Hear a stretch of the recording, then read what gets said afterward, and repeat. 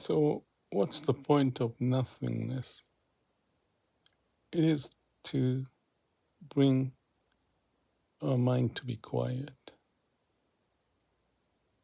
No reward.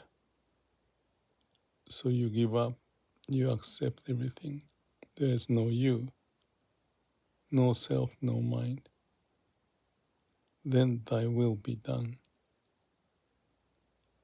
The way of nature manifests on its own as it should, instead of having bias as human logic. That's how we get to the cutting edge, the most natural state of being. And what happens is that we represent the way of universe. Thy will be done.